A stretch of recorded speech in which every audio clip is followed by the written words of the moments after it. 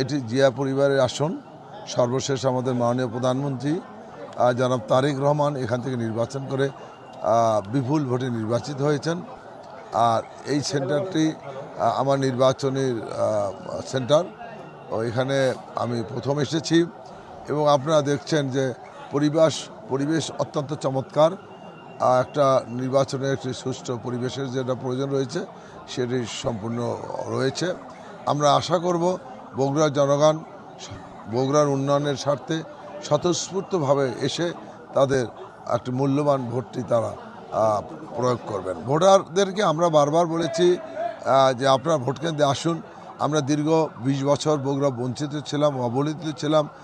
সেই বঞ্চিত অবহেলিত বৈষম্য শিকার যে আমরা হয়েছিলাম, সেখান থেকে আমাদের উন্নয়ন করতে হবে।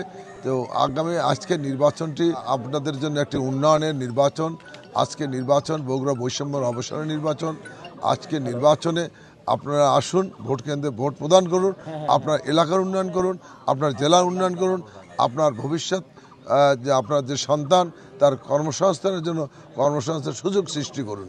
এইটা আমরা আজকে আমরা বলেছি যে বগুড়া এমন একটি জেলা যেটা উত্তরাঞ্চলের গেটওয়ে, ভৌগোলিক অবস্থান থেকে রাজনৈতিক অবস্থান থেকে অত্যন্ত গুরুত্বপূর্ণ জেলা।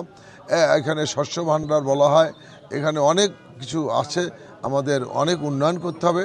সেই জন্য আজকে আমার মাননীয় প্রধানমন্ত্রীর প্রতিনিধি হিসাবে এখানে আমাকে মনোনয়ন দিয়েছেন।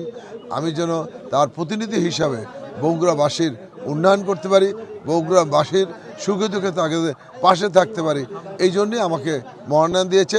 তা আমি বগুড়াবাসীর কাছে বারবার আহ্বান জানিয়েছি, আসুন আপনাদের মহামূল্যবান ভোটটি আজকে প্রদান করুন এবং বগুড়ার উন্নয়নে আপনিও অংশগ্রহণ করুন।